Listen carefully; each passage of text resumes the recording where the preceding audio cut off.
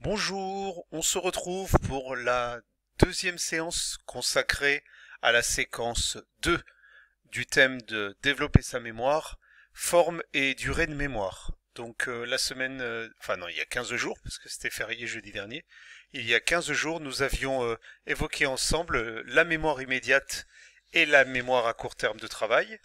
Donc, je vous avais donné pour cette dernière quelques petits exercices. Si vous avez eu le temps ou l'occasion de les faire, j'aimerais bien avoir des retours ou sur la vidéo concernée ou par mon adresse Orange sur vos empamnésiques, histoire de voir ce que vous aviez réussi à faire, que ce soit pour les chiffres, les lettres ou les mots.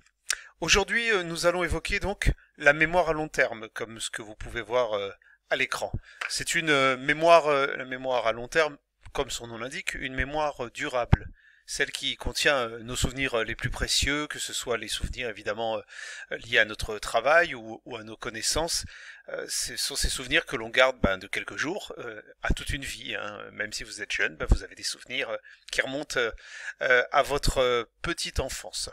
Nous pouvons tous avoir évidemment une bonne mémoire, hein, et souvent j'entends cela dans mon métier, hein, les élèves disent je n'ai pas une bonne mémoire, etc. En fait, il s'agit d'établir des stratégies pour la mémorisation, surtout avoir envie, évidemment. Alors, quand on veut pas retenir quelque chose, évidemment on n'y arrive pas.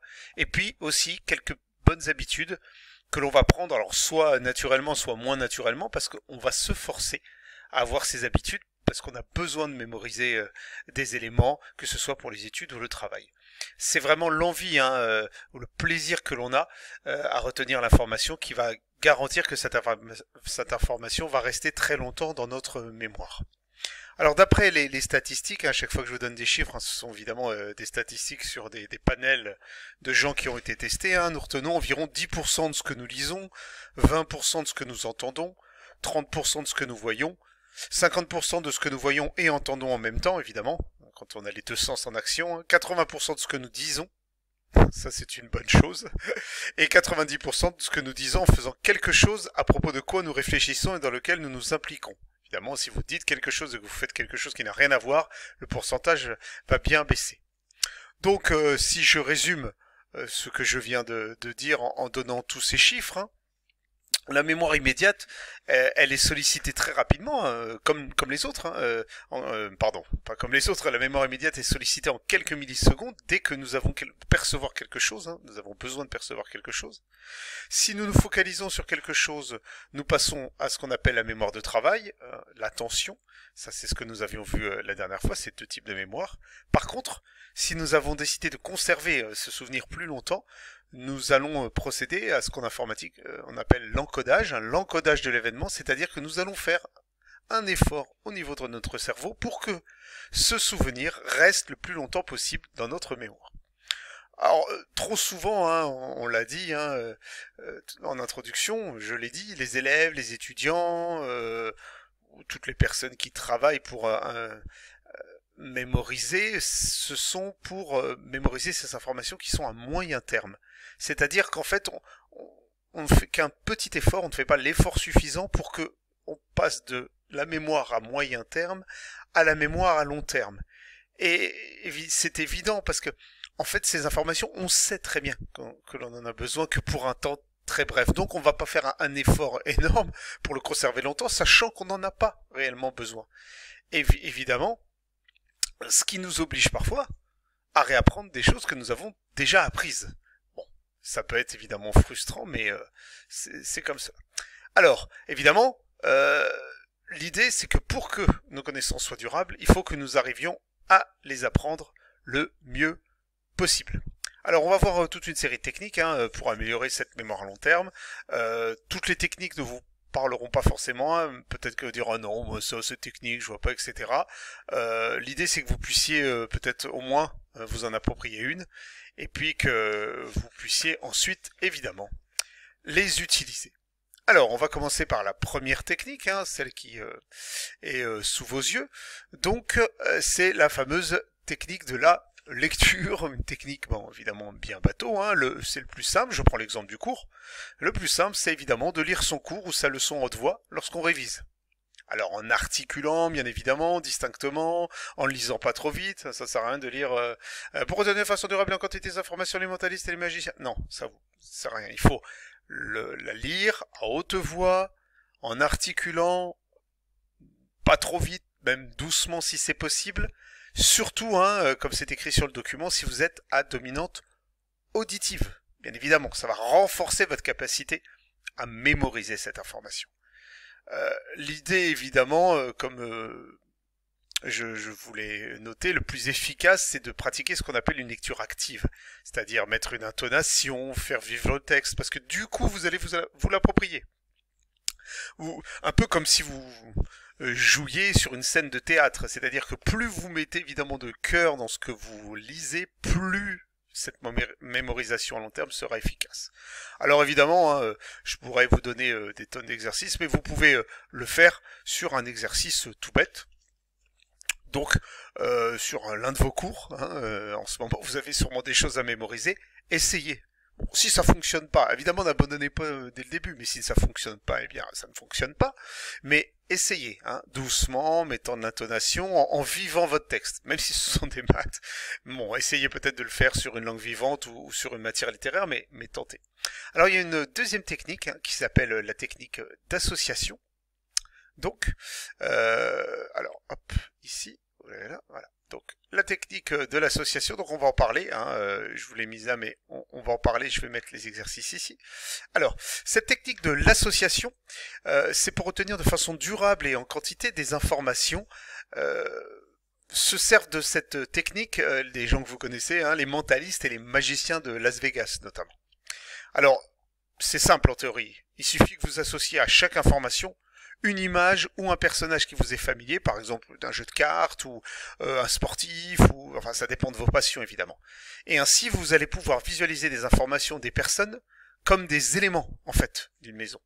Donc vous avez un petit quiz là que je vous propose. Alors évidemment ça va être difficile à faire chez vous, mais l'idéal dans cette technique, là vous avez ce questionnaire que je vous ai joint sur la vie scolaire, je vous joindrai aussi par mail. Vous avez une question, vous en avez 10, théoriquement elles n'apparaissent pas toutes. Voilà. Donc dans l'absolu, si on était en classe, un élève viendrait se mettre debout face au groupe, et puis on lui poserait ces 10 questions. Évidemment, c'est pas les questions qu'il devrait mémoriser, ce sont les réponses. Et évidemment, à la fin de la 10e question, il faudrait qu'il récite dans l'ordre les 10 réponses aux questions que vous avez devant vos yeux. Ah, si vous pouvez le faire chez vous, essayez avec quelqu'un, tentez-le. Mais voilà, évidemment en classe, ça donnerait un piquant supplémentaire. Évidemment, pour se souvenir de ces 10 réponses, il faut s'inventer une petite histoire. Sinon, évidemment, vous allez faire appel à votre mémoire de travail et 10 réponses, ça va être trop. Alors, par exemple, sur le questionnaire que vous avez juste en face de vous, vous pouvez vous imaginer, évidemment, avec tous ces liens. Alors, évidemment, les réponses, c'est blanc, 130. Vous avez ensuite 8. Après, le frère du père de ma mère, c'est mon oncle. La Révolution française, 1789. Ensuite, il n'y a pas de légumes dans la liste, donc il n'a pas de légumes, donc c'est 0. Et puis, Jeanne d'Arc, elle est attachée, évidemment... Jeanne d'Arc, évidemment, si elle a pris, a-t-elle tout compris, c'est un jeu de mots, parce que Jeanne d'Arc est morte sur le bûcher. Quelle heure est-il? Évidemment, ça serait l'heure à ce moment-là. Et, oh my god, évidemment, le 9. Et enfin, qui a découvert l'Amérique? Christophe Colomb. Alors, avec ces réponses, vous devez être capable de vous raconter une petite histoire. Alors, ça, évidemment, il n'y a pas de solution, je peux pas vous donner de trucs, c'est vous qui avez vous raconter une histoire. Donc peut-être un cheval blanc qui court sur l'autoroute à 130 avec le numéro 8 posé dessus, avec dessus c'est votre oncle, avec je sais pas moi un drapeau français pour penser à la Révolution française, un panier alors pas de légumes, alors 0 légumes par exemple, un panier je sais pas un panier de légumes ou imaginez vide, voilà, bref etc avec Jeanne d'Arc attachée à un clocher. C'est quand même dingue, oh my god. Et puis Christophe Colomb qui tient, je sais pas, ou qui dit stop au cheval. On peut tout imaginer, évidemment. Là, ce que je dis, évidemment, n'a pas forcément de sens. Vous pouvez essayer de vous refaire une histoire, donc avec le deuxième que je vous ai mis après ici, hein, où se lève le soleil, de quelle couleur, etc. Et tenter de trouver une histoire. Après, c'est vous qui verrez, bien évidemment. Alors, la troisième technique, qui est un peu plus... alors, hop, je repars en arrière. La technique suivante, donc, c'est une technique que l'on appelle la mémoire édétique. Hein, E-I-D-E accent aigu T-I-Q-E.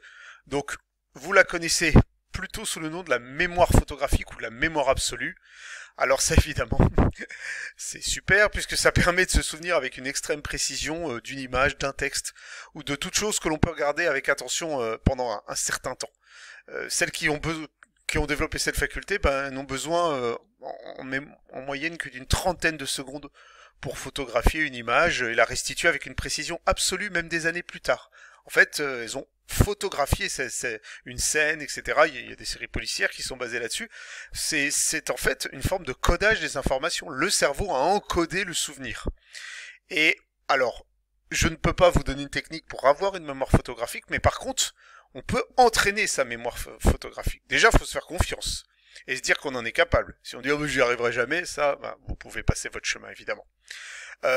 En fait, nous vivons dans une société d'images, donc notre cerveau, il est habitué à avoir des milliers d'images qui lui sont projetées. Donc théoriquement, on devrait pouvoir évidemment être mieux entraîné pour ça. Alors pour entraîner sa mémoire photographique, un petit exercice, hein, je pourrais, alors vous le ferez vous, mais si on était en classe, je demanderais un élève de prendre son téléphone portable, de venir se mettre devant le groupe, hein, et puis un élève qui serait volontaire viendrait s'asseoir devant cet élève en tournant le dos au groupe face à une table. Hein. Donc on aurait deux élèves qui seraient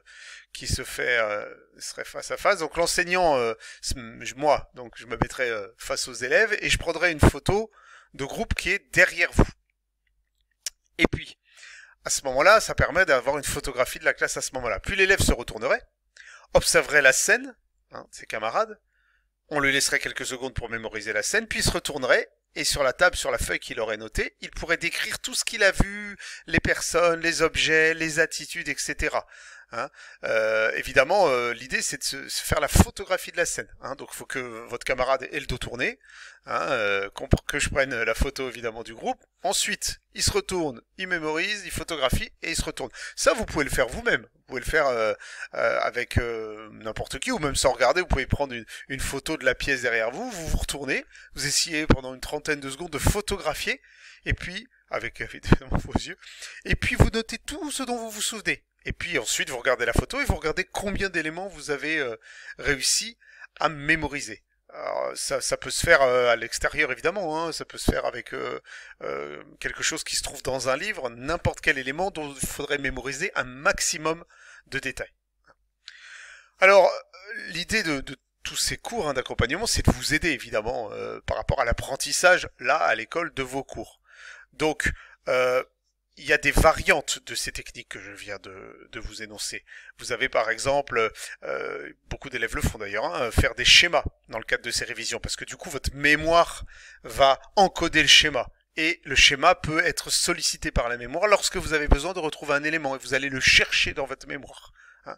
L'emploi des couleurs, qui permet un encodage plus facile également. Et puis, je rappelle que nous sommes pour une grande majorité des gens qui avons une mémoire visuelle. Hein, d'accord ? Parce que nous sommes des êtres visuels. Hein, je vous rappelle, la première chose que l'on voit, que l'on utilise, c'est le regard. Donc, nous pouvons, à travers cette mémoire photographique, même si on n'en a qu'une toute petite, accumuler des connaissances. Alors, les matières scientifiques, c'est celles qui se prêtent facilement, hein, comme voilà, j'avais dit ici, hein, se prêtent facilement à la mémoire édétique, hein, puisque les schémas, les formules, les tableaux, il y en a évidemment dans toutes les matières scientifiques.